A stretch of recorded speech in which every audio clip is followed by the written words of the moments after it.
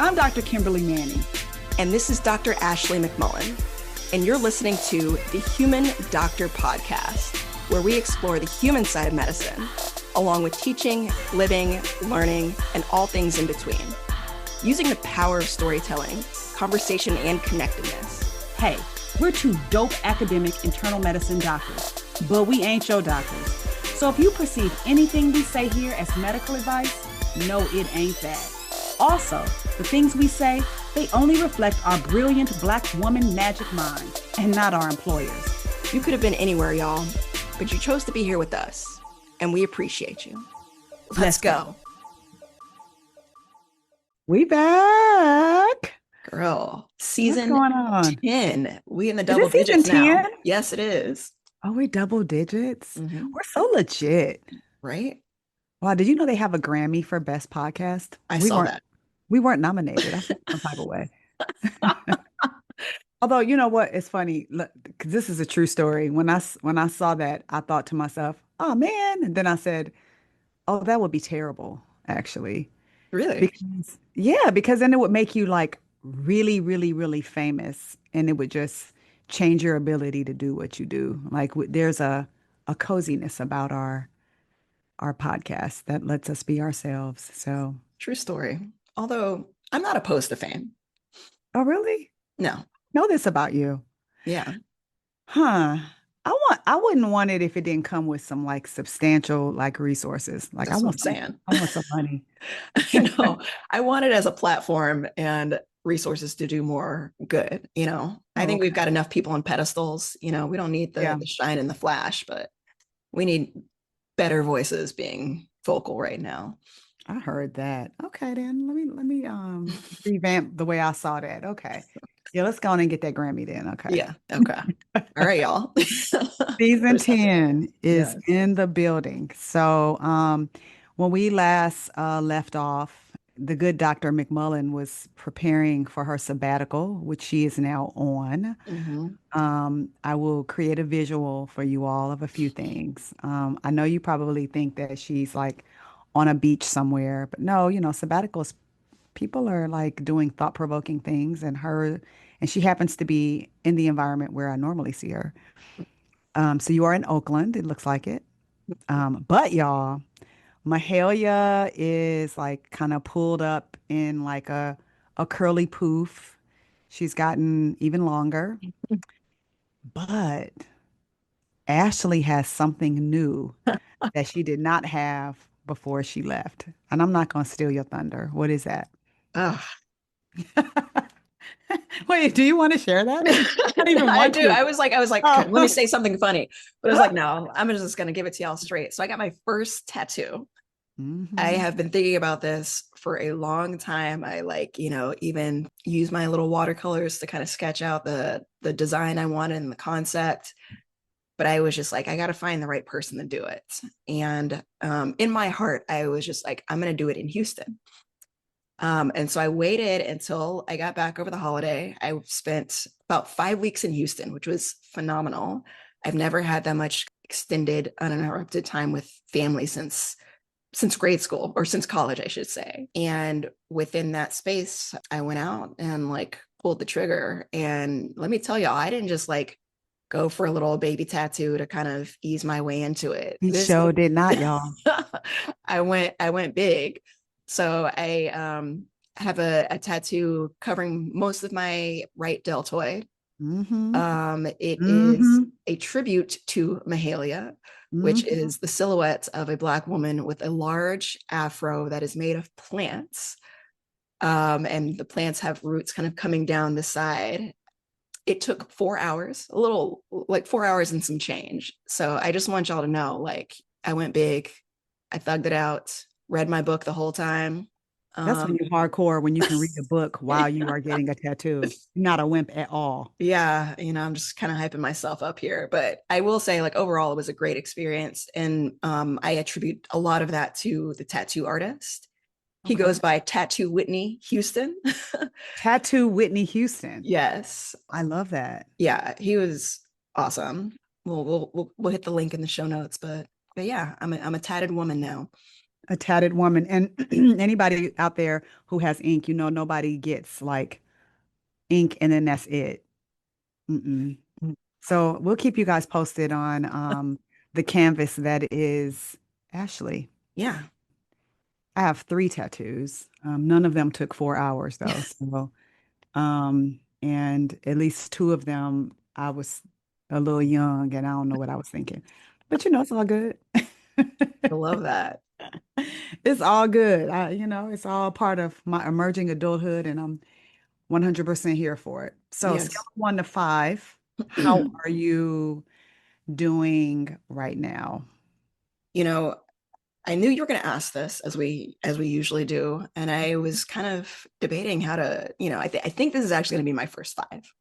You know, Oh, I okay. usually try to leave a little bit of room, but I'm in a space that I have been wanting to be in for a long time, and it feels really just like it's really awesome to be in the Yeah. space where I actually have a little bit of distance between myself and my identity as a physician to really Mm. lean into other parts of me. Mm. And I'm just so grateful. Mm. I love that. I love you at a 5. I love that. That's great, man. And if somebody's listening to this and they're wondering, like, how can anybody ever be a 5 in a world that has so much awful in it right now? And, I like believing that there's a place to, hold on to your joy and a place to hold on to pain at the same. Mhm, And there is a piece of my heart that's always standing in solidarity and holding the hand of somebody that's in a place of suffering. Um, and even when I have myself been suffering, I could still, leave a space to hold on to joy. mhm. You could be a 5 in the midst of chaos sometimes. It's Yes. just really about perspective and how you decide to look at it. And I love that. Fives Yeah. are almost always connected to gratitude. I love Mhm. that. Well said, sis. I appreciate that. And I'll also add, like, because I do feel that as well. Like, is it okay to be okay? Mhm. In the context of what's happening. But I also consider joy a form of justice in and of itself. Mm. Mm. You better preach, girl. I love that. I love Yeah. that. I love that. Hmm. I am Yeah. I think I'm like a 4.8 Okay. today. I just started the hospital service, working with a wonderful resident physician who was a former Emory medical student. Wow. Um, she's highly competent, so I'm already like feeling kind of glad to see her as my resident. So that's a good thing. Hmm. The weather has been a little crummy and it's just been kind of cold and dreary here. So it's hard to be all the way, at a 5. Yeah. Um, but yeah, and there have been just like a few people adjacent to me who have kind of dealt with rough things and that's just kind of hard. But overarchingly, the reason my number's so high is that I'm just still very much enjoying being an empty nester with Mm. Harry. Okay. Yeah, it's like a never-ending, low-simmering date night. That's how I describe it. Especially if you're an empty nester with somebody that you like and that you love and you have a good relationship, that's kind of Mm. what it's like. Oh. You hang out with each other all the time. And it's like a dance. Like it really is. It's you come in and the dog needs to be walked. You walk the dog, and when you come back with the dog, the trash can is at the end of the driveway and needs to be brought in. You bring the trash can in, you come in, the dishwasher is running because somebody filled the dishwasher. And then you cook something and then they clean the dishes. And then it's just like Mm. this is literally like what our dance looks like. And when our kids were in the middle of it, um, it didn't, the dance didn't feel like a dance. It felt more like burdensome and like chores. But now it just sort of feels like if somebody drops something, the other person picks it up. Mm. Man. It's really nice. And our roles, I think with kids around, we had very sort of traditional gendered roles, with the exception of Harry cooking, because he is a great cook. Mm. But that is, with just the two of us, none of that is happening. Nobody's like assuming any like, you have to do this, you have to do this, you do this. It's good. I like it. Awesome. Man, that low simmering date night had me in goosebumps. Like I That's literally what it's like, though, because it's Mhm. like a really good date night. Usually are just sitting and talking and enjoying each other. Mhm. And that's pretty much what it's like. Let's go. It's a good stage of life to be in. You all right with me, Mr. Manning? I'm gonna keep you. Yeah. So yeah, that's it. I have read so many books since the last time I talked to you. I mean, it's just really like too many to count, but I Mhm. will name two. One I'm going to reference in a bit, but the first one is a book called Theo of Golden. Mhm. It is a New York Times bestseller. It is extraordinary. I loved it. It was beautiful. It made my soul happy. Mm. Um, the man who wrote the book is almost 70 years old, and it's his debut Oh, novel. wow. And that is what I'm talking about right there.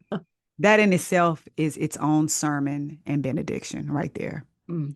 So if you're listening to this and you think it's too late for you to write a New York Times bestseller, that man got Medicare and he just wrote that bestseller. That's dope, That's right? awesome. Yes. And the other book is called All the Glimmering Stars. Hmm.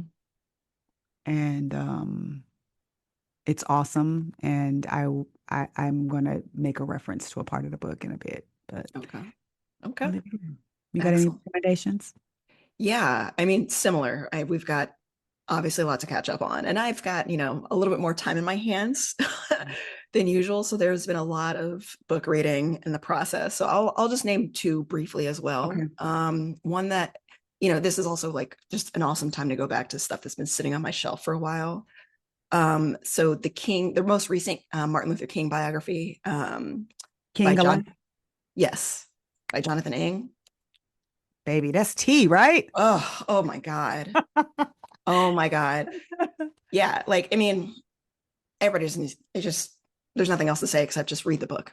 Read it, Mm-hmm. listen to it, whatever you need to do.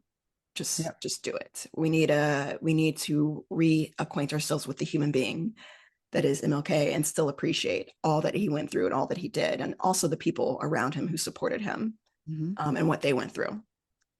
The other one I'll name today is I'm in between, but I'll say The Running Ground by Nick Thompson. It's the CEO of The Atlantic. Okay. Especially if you enjoy running, like I do. Shout out to the Houston Marathon. Nailed Hey, that back in hey. January.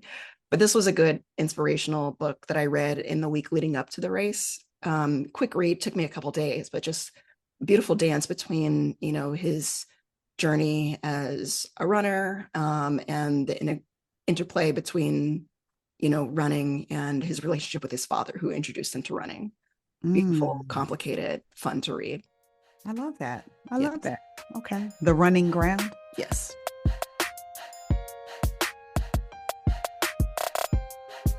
Cool. Well, we could go on with the books all day, Mhm.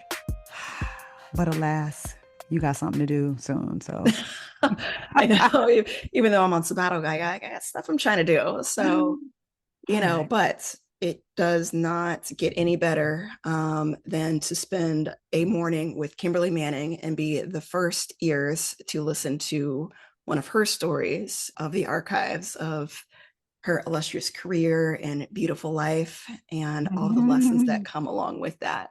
So, Dr. Manning, coming to us live from her office at Grady, which I've been to. You have. Yes. Why don't you kick us off with for season 10 with what is the what? I don't know if we've used this what before. I feel like we have, but if we have, oh well. It's season 10. We're going to start with a clean slate. Clean slate. Yes. Okay. The what is suffering. Suffering. Okay. Yeah. The Yeah. what is suffering. Um, Yeah. So, I'm gonna take you back probably about 6 or 7 years. I don't even know when it was. I was on the hospital service at Grady, which is apropos for what I'm doing today. And I was taking care of a patient who had a loved one who'd unfortunately been shot and killed in like some sort of a violent robbing or something like that. I don't know what was going on, but it was this person's loved one had been shot and after a period in the hospital had died. And Mm, I learned on rounds on the second day the patient was in the hospital that his son had died that way. mm, So when he initially came in the hospital, it was just so much focused on his, trying to get him well that I couldn't really get all up in his business like I like to do. Um, and so he was on a little bit better on day two, and I started asking about the family, asked about kids and, stuff like that. So he told me he had 5 kids, but one of his kids passed, but the rest of the four are living, and he got some grandkids too. And I was like, okay. This man wasn't very old. So the kids that he had, they were young. They were like still not children, but they were somewhere ranging between about like, 19 and about, 25, 26 years old. mhm, So as I'm listening, he goes on to share about his son, and he was like, my son, he was mostly a good kid, but he just kind of we lived in an area where it was a lot of chaos and there was a lot of, drugs and violence and stuff like that. And he got with the wrong crowd and something happened and it led to an altercation that caused somebody to shoot my son and he died. From what he knew about the altercation, it was something very small. This wasn't like something where it started as something really big. It was just like, I don't know, something that he could have walked away from, I guess. He just said it was something that where it could have gone differently. I was like, man, I'm really, really sorry to hear that. He was like, yeah, and he was actually starting to turn his life around a little bit. And it was just one of these things where like tempers flared and he felt like somebody was trying to rob him. And it just, one thing led to another. And it was one of those situations where people were very surprised somebody got shot and killed from this. And wasn't really sure why he was telling me all of this. Um, but he was telling me this and he was stoic while he was talking to me about it. And I said, well, how old was your son? He was like, he was 20. I was like, damn. And I did what I always do, which is what was he like? And he told me things about him and everything. And that was it. So the patient was still in the hospital the following day. When I came into the hospital the following day, this day he looked kind of morose. Um, it was a day that was like today. It was dreary. He was in a hospital bed that faced a window, and he was sitting on the end of the bed facing the window and just looked kind of sad. mm, And I was really preparing to discharge him. I was really just coming by to say bye. And I came over and I looked at him, and I could tell in the moment that he was sad. And it's already gonna make me weepy. But I walk over and I sit by him on the bed, and I'm like, hey, you know, you're doing better. We can let you go. And he was like, yeah, they told me. I got all my stuff together. I called my brother. He's gonna come get me. And I was like, okay, cool. And I was like, what's going on? And he was like, you know what? When you lose somebody in a sudden way, especially to violence or something bad, it's like you feel like your hand is balled up like a fist for the rest of your life. And mm, it's so hard to relax because y- you're so scared something bad could happen. And he said, some days, Miss Manning, I just be pleading with God, please don't do nothing else to nobody I love. And because all I keep thinking is like, if my son had come by my house, or if this, or if that. He said, but I know it ain't in my control what happens day to day. I'd just be like, please, God, don't let nothing else happen. And he was crying. He wasn't even like weeping. It was just like tears were just coming out of his eyes. And he was staring at the window and he was just like, I can't even trust like an ordinary day or joy because when I got that news, it was just such an ordinary day. Mm. And I want to trust happiness. I just feel like my heart is like balled up like a fist all the time. And I just wanted to be able to relax. Do that make sense? And I was like, that makes perfect sense to me. And that was like, I never forgot that. So that brings me to what I was going to share about this book that I mentioned, All the Glimmering Stars. That man was suffering. Um, and in this book, All the Glimmering Stars, is the story that centers around the experience of two young people who were living through being a part of the Lord's Resistance Army in Uganda, where these, young kids were getting kidnapped and brought into this army. Mhm. Really, really interesting story. But there is a part of the book where there is an old man and he's dying. And this protagonist is talking to this dying man, and the dying man says to him, paraphrase it. I'm just based on my memory. He said, it's a difference between pain and suffering. There are things that are going to happen, and it's going to be painful, and you just got to kind of get through pain. But a lot of times, suffering is something that we prolong for internal reasons. Like we internally prolong it, and we don't have to. And he described what he called the four voices of suffering, and that those voices will speak to you and cause you to prolong pain and suffering, cause you to suffer because those voices are speaking to you. And what you have to do is when you encounter one of those voices of suffering, you call it out and you counter it with something else. So, and the something else is gratitude. So the first voice of suffering is called the voice of lack. And it's where you don't feel like you have enough and you feel like, I need to get this. I need to get this. If only I had this. I just don't have this. Um, so that's the voice of lack.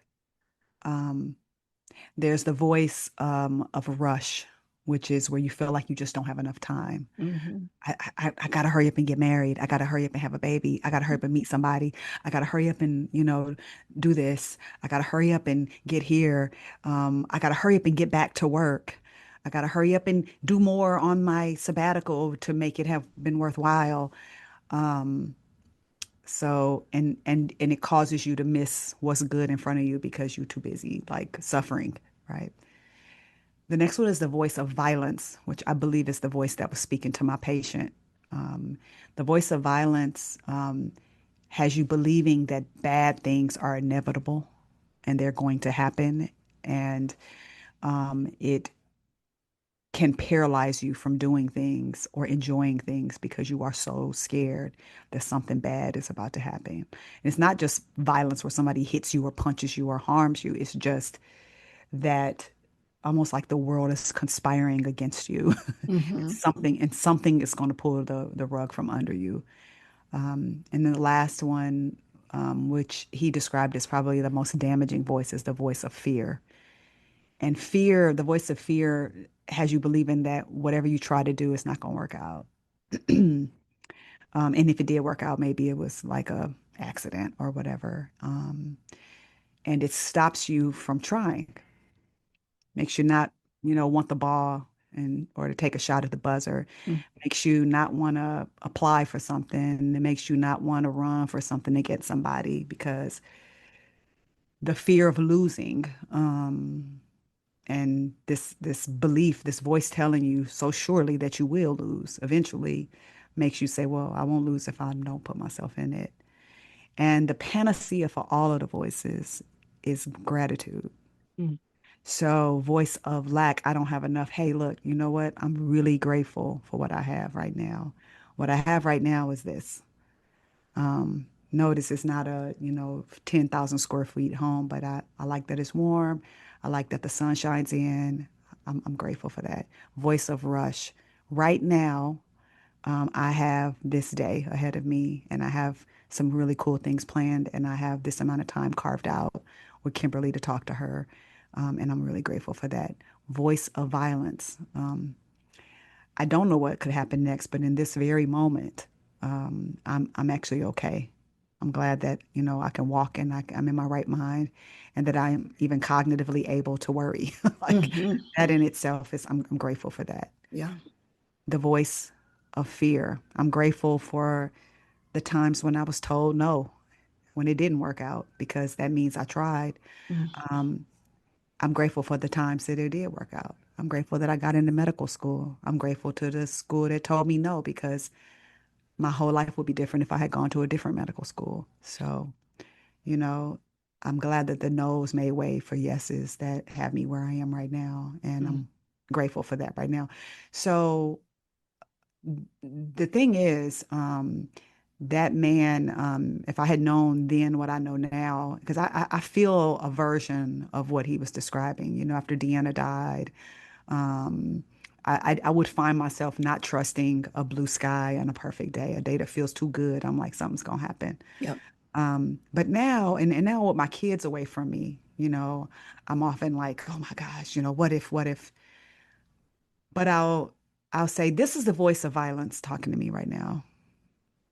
And this voice is making me feel like I can't enjoy knowing that my kids are living their lives and growing as young adults in college. Today, I'm glad that I talked to my kids today and they're doing okay today. Mm.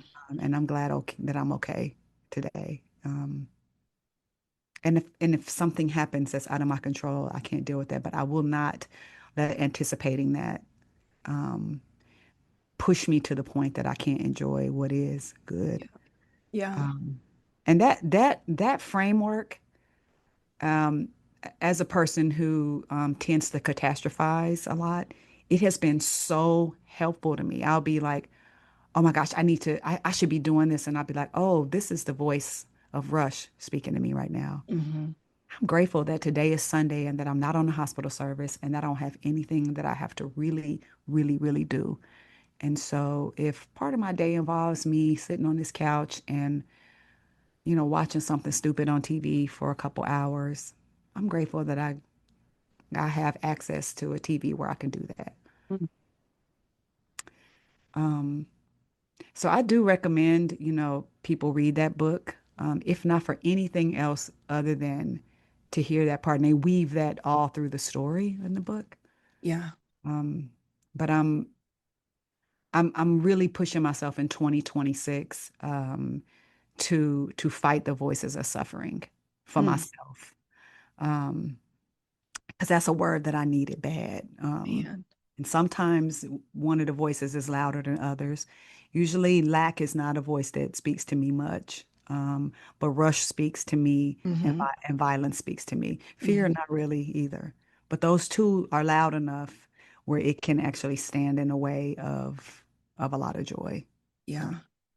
Oh, that is so good. It's so Mhm, good. Such a, I mean, a beautiful and easy to remember framing. mhm, I'm thinking about all those voices that are loud and prominent for me and have been mhm, of late. For me, it's definitely fear mhm, and rush mhm, are the two loudest. But it also reminds me of something that I work on in therapy, which is internal family systems, in which you kind of do similar work of kind of trying to recognize what parts are speaking louder than others. And it also incorporates, an ability to appreciate those voices for what they're trying to do while respectfully asking them to take a backseat right, to a deeper knowing, which I think really puts gratitude on the forefront. right, Because there is a lot that's out of our control. right, There's a lot of chaos in the world, but you do have control over the chaos that lives in you and what you're listening to that informs your behaviors and your ability to just experience life for what it is. Yeah. You know, I've dealt with loss, but it was a loss that I was able to grieve in a healthy way and make peace with. And I always think about, you know, those experiences of loss that come quickly, that don't make sense, that are painful in ways I can't imagine, particularly the loss of a child. You know, I hold out a separate space of that Yeah. because, you know, that's a suffering that is just, it's on a different level. Yeah. Yeah. You know, when I think about that man and the suddenness and everything that he was just describing about all of it, it was, you know, it was heart-wrenching, but I I just hated how the suffering just seemed endless. It just Yeah. seemed like it had no end point. You know what I mean? Mm-hmm. Lord knows, anybody who has lost a child, I mean, everybody that I've ever seen lose a child, that's a whole different kind of pain. But I Mm-hmm. have seen people who've lost children find a smile inside of them again. Yeah. Um, and I guess my hope, for him and for anybody who has faced some sudden catastrophic loss like that, which is what I would categorize what he experienced. Mm-hmm. I just hope there's a space to get to where they don't have to suffer all the time. Yes. That maybe the gratitude piece will come in and I don't know, like throw a sound blanket over the over some of the at least the violence and the fear. For sure. Yeah. So yeah, I loved that book, and I find myself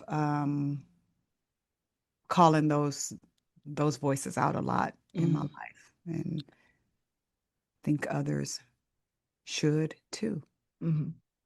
you know? Yes.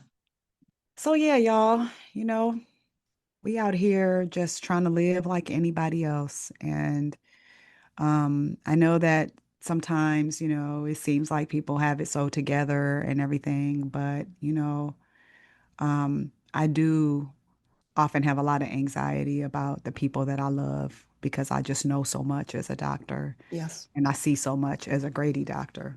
Um, but why suffer if I don't have to?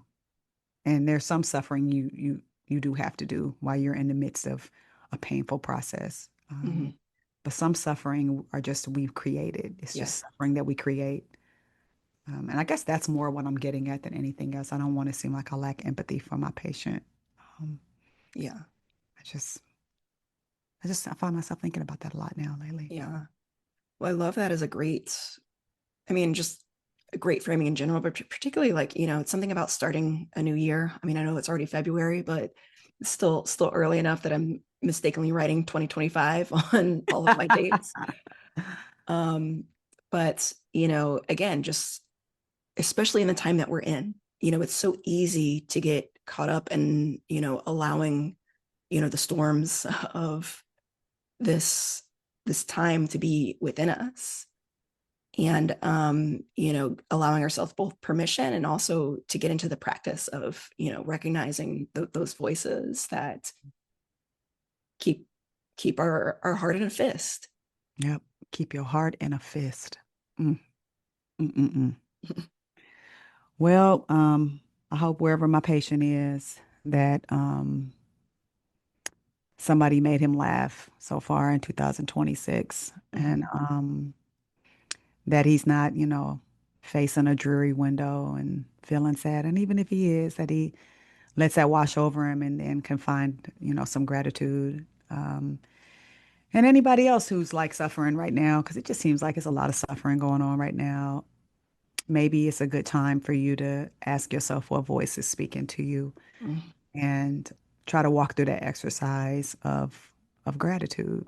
Yes. Um, so right now, I am extremely grateful that I am looking at my dear little sister, Ashley. I'm glad she's a 5 today. I'm glad she's looking healthy and whole and happy. and in a good space. And I'm grateful that, our lives aligned to put me in a space to be able to be in such a meaningful position in her life. So it's a good Mm-mm-mm. thing. I'm Yeah. grateful for that. Well, I'm grateful too. I'm grateful for again this platform and this future Grammy award winning podcast that we've cultivated together. We're about to blow up. But I think even more so, I'm grateful for the folks who listen, the folks who reach out, and particularly the folks who are inspired to share their own stories, Yeah. and then share them with us. Like nothing brings me more joy than reading those. Like I said, I don't always get to respond to everybody in the time frame that I want to, but please know that those messages are read and valued. And yeah, I'm grateful to have hope about the future, to not be in a position of despair or cynicism. I know those emotions come up, but they're not permanent. Mm. And I'm excited for what's to come. Like the Society of General Internal Medicine meeting that Good job. is happening in May of this year, and grateful that the Human Doctor has been invited once again to come do a live recording. That's So right. for That's folks right. coming through to DC this year, it's in DC, right? Yep. Yep. DC, somewhere like that. Mm-hmm. Harbor, something around there. I'm That not area. here. DMV, that Yeah. area. Yeah. Yes, yes. And we're gonna have a surprise for you. I don't know what the surprise is. Like, well, I don't know what it is either, but Oh, we don't yeah. know what the surprise is, but we're gonna have a surprise for y'all this year. Yeah. We'll let y'all know when we find out what the surprise Exactly. Exactly. Stay tuned. Stay tuned. It'll be good. is.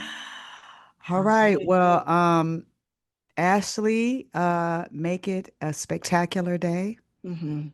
And until next week, Yep. Until next week. Love you, peace. sis. Love you more.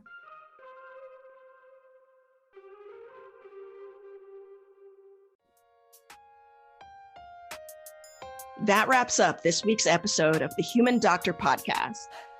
Special thanks to our favorite brother gastroenterologist, Dr. Chuma Obiname, for the beats. Shout out to the Dr. Ashley McMullen for editing and production. Mad love to our podcast family at The Nocturnist and the Clinical Problem Solvers, our Med Twitter fam. And especially shout out to all of you, our listeners. Until next week, remember, we see you and you are enough. Holla!